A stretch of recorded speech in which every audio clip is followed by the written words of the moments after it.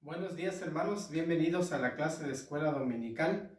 Vamos a orar para que Dios nos guíe con su espíritu en esto que vamos a estudiar. Padre bendito, te damos gracias porque nos has reunido para estudiar tu palabra y también, Señor, abordar estos temas que como iglesias bautistas tenemos en principios. Por favor, Espíritu Santo, guíame a mí para que pueda decir las palabras correctas y también, Señor, que mis hermanos también puedan percibir aquello que tú quieres que nosotros recibamos y de esa manera alinearnos contigo. En el nombre de Cristo Jesús. Amén. Bueno, pues venimos estudiando los principios bautistas y agradecemos al Señor por los hermanos que nos han compartido los principios anteriores. Hoy vamos a estudiar el principio sociológico, que es el cuarto principio que abordamos. Y les invito a que tengamos como base Primera de Corintios 12:13. Primera de Corintios 12:13, que dice: porque por un solo espíritu fuimos todos bautizados en un cuerpo, sean judíos o griegos, sean esclavos o libres, a todos se nos dio a beber de un mismo espíritu. El principio sociológico nos habla de un gobierno u orden democrático. Un gobierno u orden democrático. En esto entendemos que en la iglesia Dios es el que gobierna.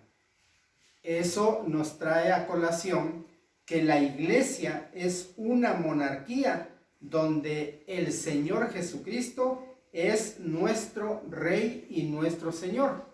Señor, que quiere decir que es nuestra autoridad, el que está por encima de nosotros.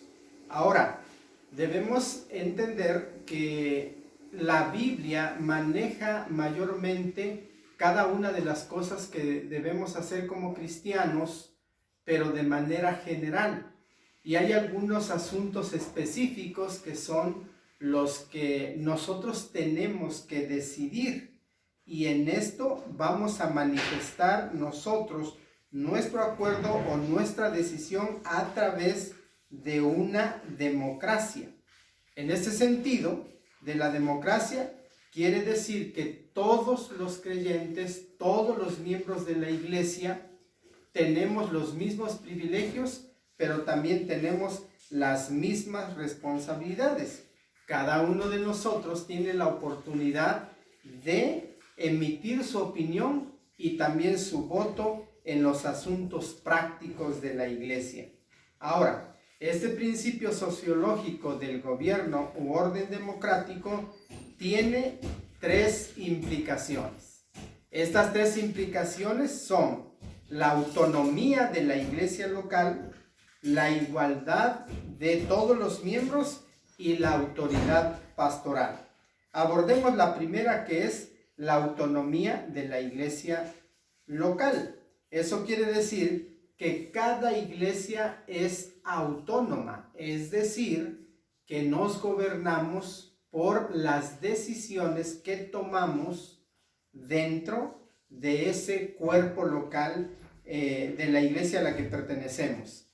Eso quiere decir que dentro de la iglesia no nos sometemos a ningún orden jerárquico, porque no lo hay, de alguna otra iglesia o de algún otro cuerpo de liderazgo, sino que de alguna forma nos regimos de manera local.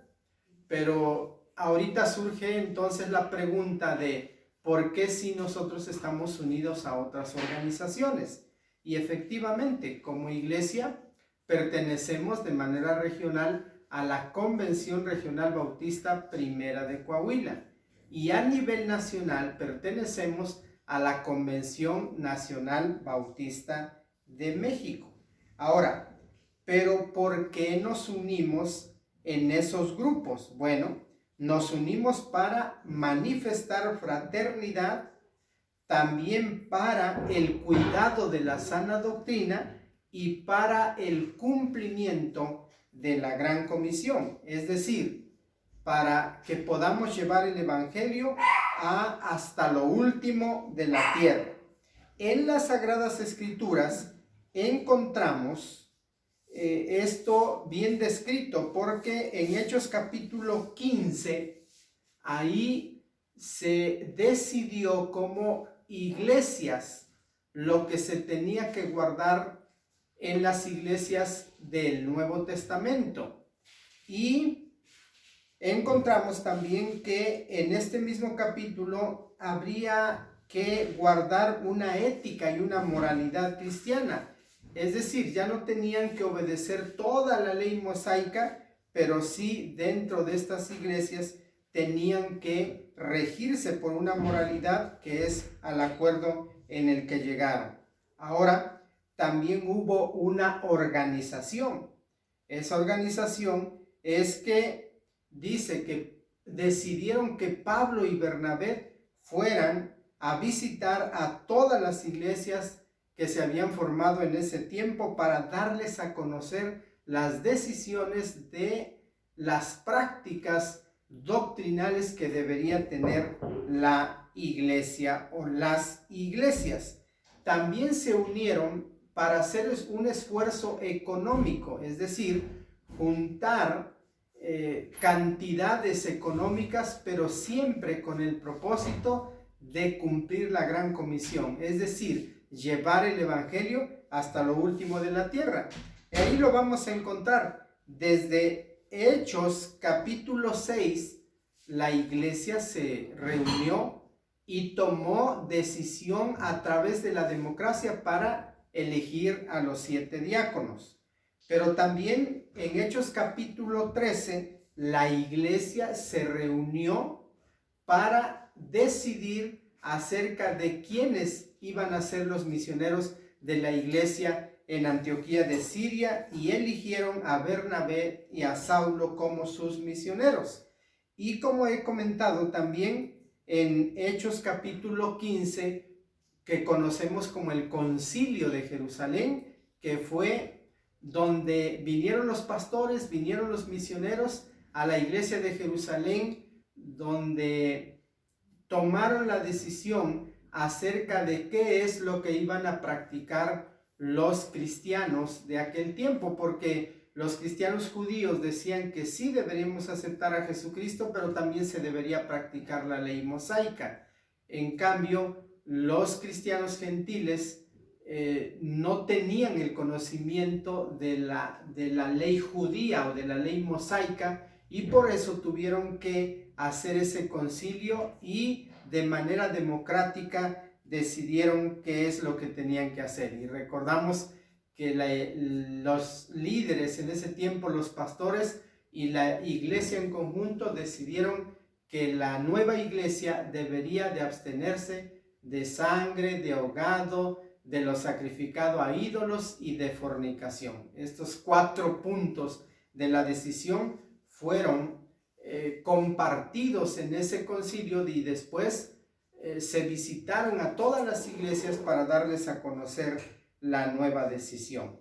Esa es la autonomía de la iglesia local. Pero también la otra implicación es la igualdad de todos los miembros, que en la doctrina conocemos como el sacerdocio de todo creyente. Aquí entendemos que en la iglesia no existe una élite, sino que todos los miembros somos iguales. Por eso al principio tomamos como base 1 Corintios 12:13, que dice: porque por un solo espíritu fuimos bautizados en un cuerpo, sean judíos, sean griegos, sean esclavos, sean libres. Y esta parte que la repite: y a todos se nos dio a beber de un mismo espíritu. Es decir, que el Espíritu Santo que habita en mí también habita en cada uno de los demás creyentes. Ahora, también en ese sentido, entendemos que cuando nosotros nos convertimos, Dios nos hizo ministros de su palabra. Todos los cristianos somos ministros de su palabra. Ahora, entendemos que los pastores son los ministros oficiales, pero cada creyente, cada cristiano es un ministro general. Primera de Pedro 4:10 dice, cada uno según el don que ha recibido, ministrelo a otros como buenos administradores de nuestro Señor Jesucristo. Es decir, que recibimos una herramienta de parte de Dios para servir en la iglesia. Y el versículo de Efesios capítulo 4, 11 y 12 dice, y él mismo constituyó algunos apóstoles, algunos profetas, pastores y maestros, y recalca, a fin de perfeccionar a los santos para la obra del ministerio.